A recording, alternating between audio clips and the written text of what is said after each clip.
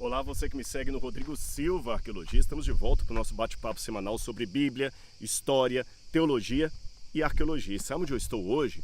O vídeo é muito especial porque eu estou nas ruínas da cidade de Corinto, a famosa cidade de Corinto que recebeu as cartas do apóstolo Paulo. E eu vou explicar para vocês um pouquinho do sítio arqueológico dessa cidade. Nem tudo foi descoberto, apenas 10% da cidade ou menos foi escavado. Mas já dá para termos elementos que ilustram bastante as páginas no Novo Testamento. Aqui atrás de mim, essas colunas que vocês estão vendo aqui, é o que sobrou do templo de Apolo. Apolo era uma das divindades do panteão grego e ele foi muito adorado aqui. E havia, por exemplo, as famosas corridas, as Olimpíadas, e aqui era onde as Olimpíadas eram comemoradas. Paulo, quando viveu nessa cidade, porque de acordo com o livro de Atos dos Apóstolos, Paulo ficou morando aqui por pelo menos 1 ano e meio. Eu vou ler para você aqui, olha, Atos capítulo 18, versículo 11, falando da cidade de Corinto, fala assim: Paulo permaneceu em Corinto 1 ano e 6 meses, ensinando entre eles a palavra de Deus. Então Paulo viu com os próprios olhos esse templo aqui, erguido, ainda bonito como ele deveria ser. E não somente esse templo de Apolo, porque você tem uma outra divindade muito importante aqui da cidade, que tinha o seu templo construído lá em cima, na Acrópole. Olha lá, eu não sei se vocês conseguem perceber, mas no alto daquela montanha tem algumas ruínas, parece até um castelo medieval, mas ali, na verdade, estariam os restos do templo de Afrodite, a grande deusa do amor para os gregos. Ou seja, Afrodite era adorada lá em cima e Apolo aqui embaixo. Aquela parte mais alta era chamada de Acrocoríntia, ou seja, a Acrópole da cidade de Corinto. Então você pode ter uma ideia de como seria no tempo do Novo Testamento, Paulo pregando o evangelho numa cidade tão rica, tão próspera e ao mesmo tempo tão idólatra. A Bíblia fala que Paulo, pela graça de Jesus, conseguiu converter muitas pessoas aqui. No livro de Atos dos Apóstolos, capítulo 18, diz que, a partir do verso 1, depois disso, deixando Atenas, e para vir para cá eu vim de Atenas, Paulo foi a Corinto e lá encontrou um judeu chamado Áquila, natural do Ponto, recentemente chegado da Itália, com Priscila, a sua mulher, porque o imperador Cláudio havia decretado que todos os judeus deviam sair de Roma. Nós temos um texto de Tácito, que é um historiador romano, que fala: por esse tempo, Cláudio expulsou os judeus de Roma por causa de Crestos. E os estudiosos ficam tentando entender quem era esse Crestos.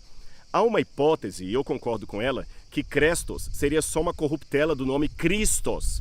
Provavelmente os judeus que foram expulsos de Roma pelo decreto de Cláudio eram judeus que haviam se convertido a Jesus. E sendo expulsos da capital do império, alguns deles vieram para cá, como foi o caso de Áquila e Priscila. E aqui então eles se encontraram com Paulo e se tornaram ajudantes de Paulo na pregação do evangelho aqui na cidade de Corinto. Mas vamos andar que eu tenho mais coisa para mostrar para vocês. Essa parte aqui da cidade está fora do atual sítio arqueológico. Os grupos, quando vêm visitar Corinto, e não são muitos grupos que vêm até aqui, eles ficam mais na parte de cima, porque aqui é um acesso um pouco mais difícil, tem que descer, é um pouco custoso, especialmente para pessoas mais idosas, então os grupos não vêm muito aqui. Você pode olhar que essa parte está até com o mato crescendo, está um pouco descuidado, mas embora aqui esteja fora do atual sítio arqueológico, estaria dentro da antiga cidade de Corinto, daquela cidade que Paulo conheceu. O problema é que, como eu mencionei para vocês, apenas uns 10% da cidade, ou menos que isso, foram escavados pelos arqueólogos. Ainda tem muita coisa para descobrir. Agora, olha lá, você tem muitas propriedades particulares, você tem casas com plantações, você tem ruas, você tem bairro.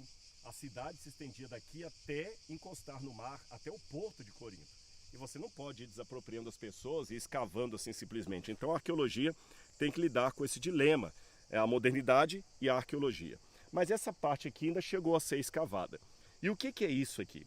Aqui nós temos uma rua do 1º século.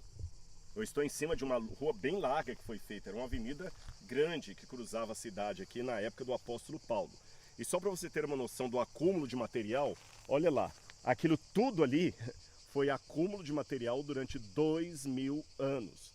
Ou seja, a cidade na época de Paulo estaria aqui embaixo. Aqui embaixo. É lógico que ela vai subindo um pouquinho, que ela vai acompanhando a forma da montanha. Mas essa parte aqui que foi construída na época de Paulo foi uma obra pública muito importante para aquela metrópole. E como acontece até hoje, quando uma obra pública é feita, você tem uma placa ali, né? Governo Federal, Governo do Estado de Minas Gerais, Secretaria Pública de São Paulo. Às vezes até o próprio governante coloca o nome dele ali, ou secretário de obras. E no passado também não era diferente. E quem fez a construção disso aqui, quem possibilitou essa grande rua para a cidade, deixou o nome dele aqui. E você vai ver que nome é esse e qual a relação que isso tem com o Novo Testamento. Vem aqui, olha. Aqui você tem o nome do indivíduo. Certamente essa pedra aqui foi recolocada, que ela está tampando a primeira letra do nome. Vocês conseguem ver ali, ó? Seria um E. E aqui está escrito em latim a palavra Erastus. Erastus. E aqui tem um ponto. Então Erastus é um nome próprio. E o que está escrito então? Erastus pro aedilitate, que significa em latim o tesoureiro, o administrador público das finanças. Aí vem um S, um ponto, um P e um ponto, que significa em latim sua pecúnia straviti. Em outras palavras, traduzindo, Erastus, que era o secretário de obras, o tesoureiro da cidade, por sua própria conta, construiu esta estrada ou este pavimento. Agora, é interessante que aqui nós temos o nome de alguém que morava aqui, que possibilitou a construção dessa rua. Essa pessoa também tem o seu título ali. Ele era o tesoureiro da cidade na época romana e se chamava Erastus. Agora, olha que curioso. Quando eu vou à carta de Paulo a Timóteo, segunda carta de Paulo a Timóteo, no capítulo 4, versículo 19, perdão, no versículo 19 e 20, diz assim Paulo termina a sua carta. Dê saudações a Prisca e Áquila e à casa de Onesíforo. Erasto ficou em Corinto. Essa Prisca e Áquila, muitos pensam que seria a mesma Priscila e Áquila, e Prisca seria outra forma de falar o nome Priscila. Assim como Galho virou Gaio. Lembra que eu falei com vocês? Prisca e Áquila. E fala de Erasto, que ficou onde? Aqui em Corinto. Erasto. Mas eu sei que você deve estar duvidando, mas espera aí, Rodrigo. Se eu for a Portugal, vou encontrar um monte de pessoas chamadas Joaquim e Manuel. O fato de você encontrar um Erasto na Bíblia e um Erasto aqui não significa que é a mesma pessoa. Você tem razão. Mas nós vamos fazer aqui uma combinação de fatores para trabalhar com a probabilidade de se tratar do mesmo Erasto da Bíblia. Que havia vários Erastos na região, pode ser. Mas o Erasto, que era ao mesmo tempo tesoureiro da cidade, o administrador das finanças da cidade, aí já começa a diminuir. Aí eu vou para Romanos, no final da carta de Romanos, no capítulo 16, você pode ler na sua casa, verso 23, diz assim, Gaio, que talvez seria o mesmo Galho, já falei com vocês, Gaio, meu hospedeiro, e de toda a igreja manda saudações. Também mandam saudações Erasto, tesoureiro da cidade. Percebeu? O que ele é aqui? Tesoureiro. E é interessante que a palavra que aparece aqui para tesoureiro da cidade em grego é a palavra oikonomos. Oikonomos em grego vem da palavra oikos, que significa casa. Da mesma forma, a palavra aedility é a mesma coisa. Você não fala edícula, é a mesma coisa, é casa. O administrador das finanças da casa. O que aqui Paulo escreveu em grego, aqui está em latim. E vamos também a Atos capítulo 19, verso 22, que menciona mais uma vez Erasto como sendo um companheiro de Paulo aqui na região. Atos 19, 22, tendo enviado à Macedônia 2 daqueles que o ajudavam, a saber, Timóteo e Erasto, permaneceu algum tempo na província da Ásia. Então isso aqui para mim é um achado arqueológico muito significativo, porque ele tem relação direta com um personagem mencionado na Bíblia Sagrada. Eu posso trabalhar com 95% de probabilidade, vou deixar 5% de probabilidade de equívoco, 95% de certeza que esse Erasto, tesoureiro da cidade, que construiu esse pavimento e deixou a marca dele aqui, é o mesmo Erasto que se converteu ao Evangelho pregado pelo apóstolo Paulo. Essa rua pela qual eu estou andando aqui é chamada de Lihaion, ou Lihaiá. Essa rua, na época de Paulo, não tinha esse pavimento aqui que vocês estão vendo, não. Essas pedras que estão abaixo dos meus pés, essa parte pavimentada aqui, foi feita por ordem de Vespasiano, que foi imperador de Roma, quando Paulo já havia sido decapitado na época de Nero. Na época de Paulo, aqui ainda era de chão batido. Mas embora o pavimento seja posterior à época de Paulo, a rua já existia na época dele. E o que funcionava aqui nesse lugar? Você pode ver que de um lado e de outro eu tenho restos do que foi um grande mercado da cidade. Desse lado aqui é possível ver ainda algumas lojas. Estão vendo ruínas de algumas lojas. E o que se vendia aqui?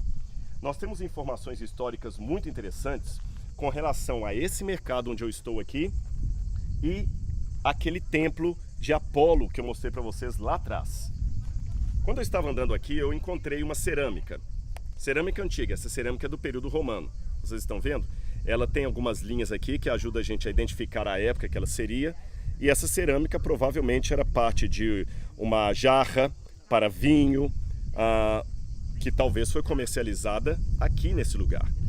Quem será que tomou o vinho que estava aqui dentro? Ou consumiu o que estava aqui? Eu não sei. Mas alguém que teve o privilégio de ser uma testemunha particular do que aconteceu aqui. E o que aconteceu na época de Paulo aqui? Bom, você se lembra que eu havia mencionado que eles faziam aqui várias comemorações dos Jogos Olímpicos. E nas comemorações dos Jogos Olímpicos, sacrificava-se ao deus Apolo e às outras divindades também, muitos animais. Que animais eram esses? Preferencialmente cordeiros. Muitos cordeiros eram sacrificados. E evidentemente que a carne do cordeiro que era sacrificada, uma parte ia para a divindade, outra parte poderia ser para o sacerdote. Só que sobrava muita carne. E para não desperdiçar essa carne e conseguir dinheiro para a manutenção do templo de Apolo, o que se fazia? Vendia-se a carne que sobrava do sacrifício aqui. Eles colocavam aqueles animais que já tinham sido mortos em lugares de sal para preservar a carne. Outros animais vivos que ainda não tinham sido sacrificados traziam para cá. Enfim, o povo podia comprar e consumir aqui a carne que fora sacrificada ao deus Apolo lá em cima. Isso gerava um dilema ético para os judeus que moravam na cidade. Será que nós podemos comer da carne que vende aqui no açougue, aqui no mercado? E se a faca que partiu essa carne aqui foi usada para partir uma carne que nós consumimos e que foi sacrificada ao Deus? E aí? E os cristãos poderiam comer uma carne que fora sacrificada aos ídolos? Havia pessoas que pensavam que não havia problema nenhum em consumir aquela carne. Outros pensavam que não, que você não podia comer a carne sacrificada aos ídolos. Vou chegar mais para cá na sombra. E qual seria a posição de Paulo? Bom, você entende que foi com base nisso que Paulo, na sua carta aos Coríntios, tratou do assunto da carne sacrificada aos ídolos, se podiam ou não comer. Será que era um pecado consumir a carne que estava aqui? E no capítulo 8 de 1 Coríntios, Paulo disse: no que se refere às coisas sacrificadas a ídolos, sabemos que todos temos conhecimento. O conhecimento leva ao orgulho, mas o amor edifica. Se alguém julga conhecer alguma coisa, ainda não conhece como deveria conhecer. Mas se alguém ama a Deus, esse é conhecido por ele. Em outras palavras, Paulo dizia que acima das convicções pessoais deve estar o meu amor pelo meu semelhante. Paulo, a bem da verdade, ele achava que não tinha muito problema em consumir a carne sacrificada a ídolo, porque Paulo entendia, se eu achar que essa carne está contaminada porque ela foi sacrificada ao ídolo, eu estou dando força demais para o ídolo não é nada. Por outro lado, Paulo entendia que aqueles que eram pagãos e que trabalhavam talvez aqui no açougue, ficariam desconfortáveis em consumir uma carne que eles mesmos sabiam que no passado havia sido sacrificada a uma divindade pagã. E Paulo tomou a seguinte decisão: nós não devemos ser pedra de tropeço a nenhum dos irmãos. Não deveremos levar ninguém ao escândalo. Então, é melhor não comer. Se vai fazer o meu irmão pecar, é melhor não comer. E Paulo, ele até, de certa forma, estava sozinho no seu entendimento, porque quando teve o concílio de Jerusalém, entre as coisas que eles estavam discutindo ali sobre a circuncisão, por exemplo, eles também discutiram o item se podia ou não comer carne sacrificada a ídolos. E o consenso do concílio de Jerusalém é que eles não deveriam comer carnes que fossem oferecidas aos ídolos. Então Paulo, de maneira muito sábia, foi submisso à decisão da igreja. E ele falou: olha, entendendo o argumento do outro, ele vai falar aqui em 1 Coríntios capítulo 8, que você pode ler depois na sua Bíblia, ele fala, a gente vai acabar participando da mesa dos demônios. Porque ele diz aqui, olha, o capítulo 8, versículo 7. Entretanto, nem todos têm esse conhecimento que ele, Paulo, tinha. Paulo não se importava muito com isso. Ele falou, mas nem todos têm esse conhecimento. Alguns, acostumados até agora com o ídolo, ainda comem desses alimentos como se fossem sacrificados a ídolos. E a consciência destes, por ser fraca, vem a contaminar-se. Não é a comida que nos torna mais próximos de Deus ou mais longe de Deus. Porém, se eu vou fazer o meu irmão pecar, é melhor não comer. Por isso que Paulo chegou a dizer, comam de tudo que vem do açougue, sem perguntar a procedência. Muitas pessoas pensam com isso que Paulo estava dizendo que podemos comer carne de porco, de barata, de rato, de qualquer coisa. Não, não é por aí. Naquela época aqui, não era carne de porco que eles ofereciam aos deuses. Eles não ofereciam porcos no templo de Apolo, eles ofereciam cordeiros. Então, quando Paulo está falando, coma de tudo que vem do açougue, sem perguntar a procedência, Paulo está falando de carnes que não eram proibidas de se comer em Levítico capítulo 11. Tá certo? É bom deixar isso bem claro. Nós não podemos forçar o texto a dizer o que nós achamos que ele está dizendo. Muita gente fala, eu posso comer de tudo, porque Paulo falou, coma de tudo que vem do açougue, sem perguntar a procedência. Então tá bom, sem perguntar a procedência, então você vai num açougue que não tem o reconhecimento do governo, as leis sanitárias, e come, porque Paulo falou para comer sem perguntar a procedência. Você teria coragem de comer num açougue que não tem legislação para funcionar, num açougue que está cheio de mosquito e tudo mais? Claro que não, você quer saber a procedência da carne que você come. Então você entende que quando Paulo falou coma de tudo no açougue sem perguntar a procedência, ele não quis dizer que nós podemos ser onívoros, comer de tudo, barata, rato, gato, cavalo, cachorro, não. Aqui se tratavam de carnes de cordeiros que eram sacrificadas lá no templo de Apolo e eram vendidas aqui. Podemos ou não podemos consumir essa carne carnes que foram sacrificadas aos deuses? Esta era a problemática da época.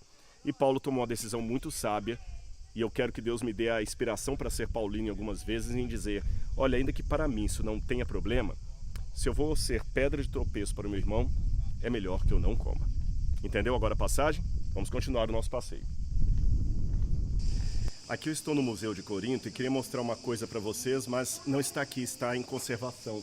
É que lá em cima, vocês estão vendo até aqui, ó, a inscrição catalogada no número I123 está sob conservação. Mas aqui, nesse alto, ficaria uma placa onde você tem a inscrição Sinagogue, em grego, Hebraios, Sinagoga dos Judeus. E aqui nós temos essa pedra com a menorá, tá vendo aqui grafada? Que era parte da sinagoga dos judeus aqui de Corinto. Os arqueólogos ainda não encontraram o local da sinagoga onde Paulo pregou, só encontraram 2 fragmentos do prédio que foi aquela sinagoga. Um está aqui, seria uma pilastra, e o outro está em conservação, mas depois vocês podem colocar no Google, aí vocês vão ter uma foto em alta resolução. A cidade de Corinto tinha 2 principais fontes de água. Uma delas ficava lá em cima, no alto do monte, onde fica o templo da deusa Afrodite. Não esqueça desse detalhe, é importante entendermos sobre o templo da deusa Afrodite, que ficava lá em cima, lá no alto. E aqui você tinha outras fontes da água da cidade que serviam não apenas para alimentar os cidadãos, mas também para os rituais religiosos que aqui havia. Então você pode imaginar que Paulo andava por aqui, via essas coisas, convivia com tudo isso, e em meio a este caldeirão de culturas pagãs, ele pregou o Evangelho de Jesus. Essa parte onde eu estou aqui foi destacada ou identificada pelos arqueólogos como sendo o lugar do tribunal da cidade. A gente chama isso em grego de vema ou bema, como alguns pronunciam. Ficaria bem aqui atrás, tá bem? Então você tem todo esse bloco aqui de pedras e ali em cima era onde os casos eram julgados. E aqui era onde o povo esperava as sentenças que eram decididas lá em cima. Há um episódio no livro de Atos dos Apóstolos que certamente aconteceu aqui onde eu estou. Eu vou continuar lendo para vocês a passagem do livro de Atos que menciona Paulo aqui em Corinto. Diz assim, que Paulo pregava na sinagoga e muitos judeus se converteram, inclusive o chefe da sinagoga, chamado Crispo, também se converteu. Aí Deus apareceu para Paulo e falou, Paulo, não desanima não, porque ainda tenho muita gente nessa cidade. Aí diz o seguinte, a partir do capítulo 18, verso 12 de Atos. Quando Gálio era procônsul da Acaia, os judeus, de comum acordo, se levantaram contra Paulo e o levaram ao tribunal. Então, certamente foi aqui que Paulo foi trazido, nesse lugar onde eu estou. E eles diziam, esse homem quer persuadir as pessoas a adorar a Deus de um modo contrário à lei. Quando Paulo ia falar, Gálio disse aos judeus, se fosse de fato alguma injustiça ou crime de maior gravidade, ó judeus, eu teria motivo para acolher a queixa que vocês estão trazendo. Mas como é uma questão de palavras, de nomes da própria lei de vocês, resolvam isto vocês mesmos. Eu não quero ser juiz dessas coisas. E os expulsou do tribunal.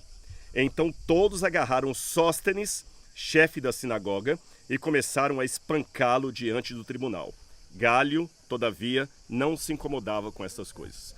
Então provavelmente foi nesse lugar aqui que houve aquele tumulto, onde vários judeus começaram a espancar aqui Sóstenes, o chefe da sinagoga, provavelmente porque ele não conseguiu a condenação de Paulo lá em cima. Eles ficaram revoltados e Gálio não quis se envolver com aquilo. Pelo que nós lemos posteriormente na própria carta de Paulo aos Coríntios, nós entendemos que tanto Gálio como Sóstenes se converteram, porque aqui na carta de Coríntios, Paulo menciona Gaio entre eles, diz aqui, olha, 1 Coríntios capítulo 1, versículo 14. Dou graças a Deus por não ter batizado nenhum de vocês, exceto Crispo, que era o chefe da sinagoga, e Gaio, para que ninguém diga que vocês foram batizados em meu nome. Então Gaio acabou sendo batizado. Crispo também foi batizado e Sóstenes também é mencionado como sendo um dos companheiros de Paulo. Então Sóstenes também foi batizado. O que dá a entender é o seguinte, Crispo era o chefe da sinagoga. Ele deixou de ser chefe da sinagoga quando se converteu a Jesus e aceitou Jesus como Messias.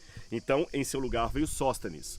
Sóstenes veio aqui, os judeus quase espancaram Sóstenes à morte aqui em frente onde eu estou, e depois, com o tempo, o próprio Gálio se converteu. Alguns pensam, até é bom explicar isso aqui para vocês, que quando na carta aos Coríntios fala Gaio, que seria o mesmo Gálio, apenas com um nome de fonética diferente, entendeu? Então é bom explicar esse detalhe para vocês. Alguns pensam que Gálio, que participou aqui, seria um e Gaio seria outro. Outros pensam que seria o mesmo nome, apenas com uma escrita diferente. Então, provavelmente, todos aqueles que participaram, assim, indiretamente no julgamento de Paulo, acabaram se convertendo. E a igreja de Corinto era uma igreja muito problemática. Ela tinha problemas de incesto, problemas de irmãos levando irmãos ao tribunal por questões seculares, problemas de embriaguez na Santa Ceia, mau entendimento sobre os dons do Espírito, e havia uma polêmica também acerca das carnes sacrificadas a ídolos. Mas sobre isso eu quero explicar para vocês ali embaixo. Vem comigo. Eu resolvi terminar a nossa visita a Corinto sentado aqui nessas pedras milenares, que estavam aqui quando Paulo viveu nessa cidade, que estavam aqui quando Sóstenes estava aqui, quando Gálio estava aqui, quando todos aqueles homens, Crispo, se converteram. Sabe, se essas pedras pudessem falar e relatar memórias, elas trariam muita história que eu gostaria de conhecer. Mas eu quero terminar falando um pouquinho sobre aquele templo que eu mencionei lá em cima, o templo de Afrodite. É porque nós temos declarações no passado a respeito da promiscuidade que havia aqui na cidade de Corinto, devido em grande parte ao culto a Afrodite, que era a grande deusa que ficava, segundo a crença da época, olhando os homens lá de cima. Heródoto chega a dizer que trabalhavam naquele templo cerca de 1.000, isso mesmo, 1.000 prostitutas. É lógico que as 1.000 mulheres não trabalhavam lá em cima. E mesmo aqueles que acham que os números de Heródoto seriam exagerados, eles admitem que, pela influência do culto a Afrodite, havia muita promiscuidade aqui na cidade. Nós temos relatos extra-bíblicos que confirmam o que eu estou dizendo para você. E ao que tudo indica, essas prostitutas culticas, melhor dizendo, ritualísticas, essas prostitutas, elas desciam e elas ficavam aqui na cidade. E a estratégia delas era sustentar financeiramente o templo de Afrodite lá em cima. Sustentar através de quê?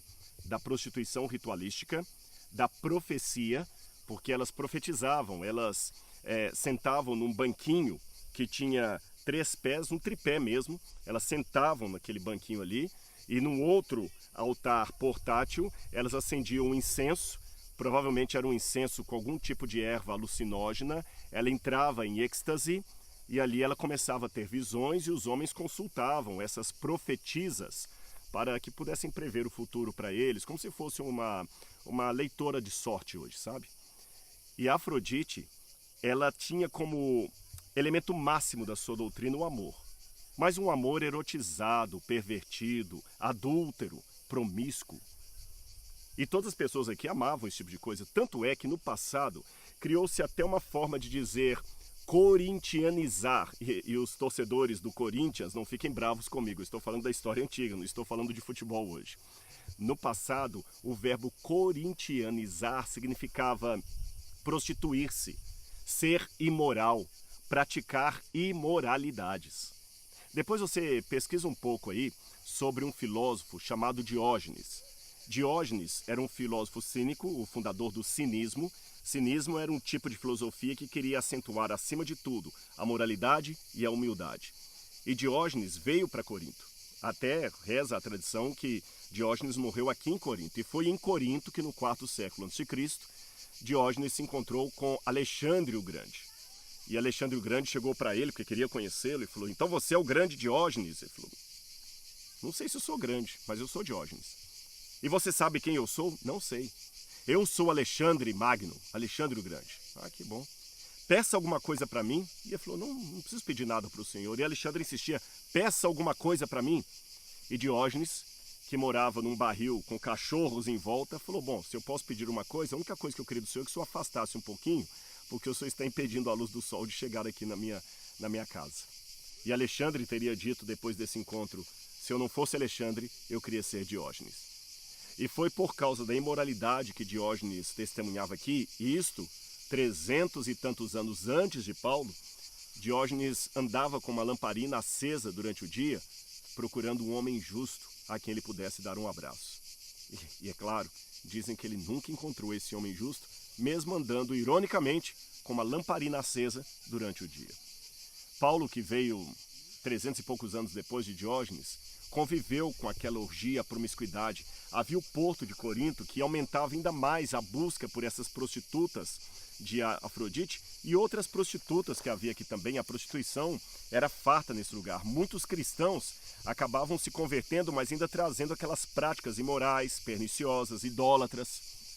E Paulo tinha que corrigir aquela ideia errada de amor que eles tinham, porque Afrodite era a deusa do amor, mas não era desse amor que Paulo estava pregando.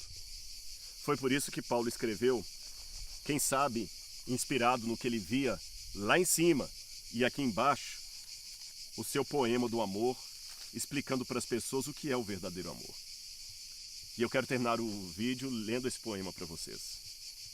Ainda que eu fale as línguas dos homens e dos anjos, se eu não tiver amor, serei como bronze que soa ou como símbolo que retine. O símbolo era um instrumento que só ficava fazendo assim marcação, sabe? Tipo um chocalho. E era usado muito em rituais religiosos para entrar em transe. O símbolo. Seria mais ou menos, não sei se vocês conseguem ouvir o áudio, essas cigarras que estão cantando. A gente fala que elas estão cantando, mas não se produz música nenhuma, é só um tinindo. Ainda que eu tenha o dom de profetizar. As pessoas que amavam profecias, eles pagavam as prostitutas rituais para profetizarem para eles. Paulo dizia: ainda que eu tenha o dom de profetizar e conheça todos os mistérios e toda a ciência, ainda que eu tenha tamanha fé, ao ponto de transportar uma montanha, se eu não tiver amor, nada serei. Ainda que eu distribua todos os meus bens entre os pobres, e ainda que eu entregue o meu próprio corpo para ser queimado, se não tiver amor, isso nada me adiantará. O amor é paciente e bondoso. O amor não arde em ciúmes, não se envaidece, não é orgulhoso, não se conduz de forma inconveniente, não busca os seus interesses, não se irrita, não se ressente do mal. Havia muitas pessoas na igreja de Corinto, nós podemos ler isso nas cartas de Paulo, que estavam irmãos processando irmãos na justiça, no tribunal ali, porque queriam o seu direito. Paulo fala: não busca os seus interesses, não se irrita. O amor não se alegra com a injustiça, mas se alegra com a verdade. O amor tudo sofre, tudo crê, tudo espera, tudo suporta. O amor jamais acaba. Mas havendo profecias, desaparecerão. Havendo língua, cessarão. Havendo ciência, passará. Por que Paulo sempre faz essa tríade? 3 coisas e uma mais importante, uma quarta. Alguns pensam que era uma referência à própria forma como as pessoas profetizavam sentado num tripé, um banquinho de 3 pernas. E Paulo fala, as 3 pernas do Evangelho são estas, apenas partindo do conhecido para o desconhecido. O amor jamais acaba, mas havendo profecias desaparecerão, havendo língua cessarão, havendo ciência passará. E no final ele diz, agora pois, permanecem a fé, a esperança e o amor. Esses 3, porém o maior deles é o amor. Os anos se passaram e 2000 anos depois eu tenho o privilégio de ler para você a carta de Paulo aos Coríntios, aqui na cidade de Corinto. Contemplando em redor as ruínas que certamente fizeram parte do cenário que Paulo viu e que talvez o inspirou a compor essas cartas. Inspirou no sentido de corrigir o que ele via aqui em redor. E eu espero em Cristo Jesus que eu e você possamos ter o espírito de Paulo. Porque na época em que ele pregou aqui, era inimaginável que um dia o Evangelho pudesse suplantar a riqueza, a pompa e a maravilha do templo de Afrodite. Mas Afrodite hoje são só ruínas. Mas o Evangelho ainda continua aqui, ó, nessas pedras milenares, me dizendo que a história dos homens pode passar, mas a palavra de Deus permanece eternamente.